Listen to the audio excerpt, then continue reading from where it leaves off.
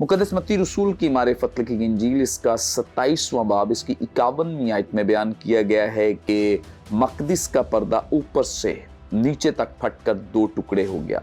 अब ये बहुत बड़ा राज है, भेद है, चूँकि मक़दिस का पर्दा जो है वो नीचे से ऊपर नहीं बल्कि ऊपर से नीचे फटा है। इसका मतलब ये है कि इस पर्दे को फाड़ने के लिए कोई इंसानी एफर्ट नहीं है या किसी इंसान ने कोशिश नहीं की है, ना ही इसको फाड़ा है। ऊपर से फटने का मतलब ये है कि ये पर्दा जो है ये खुदा के इख्तियार, अथॉरिटी और उसकी पाक मर्जी से फटा है। और कब फटा है इसकी जो टाइमिंग है ये भी बड़ी मैटर करती है, जब खुदावंद यीशु मसीह ने जान दी है।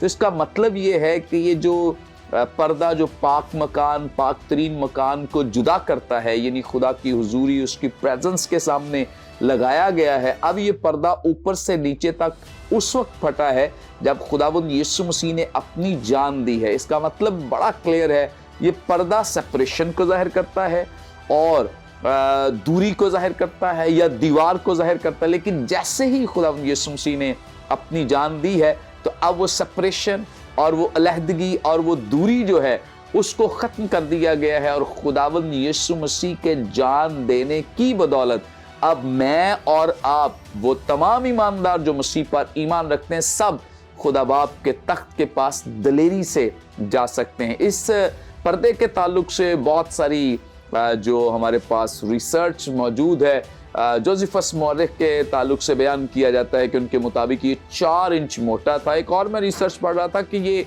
तकरीबन 1 हाथ पर्दा जो था वो थिक मोटा था।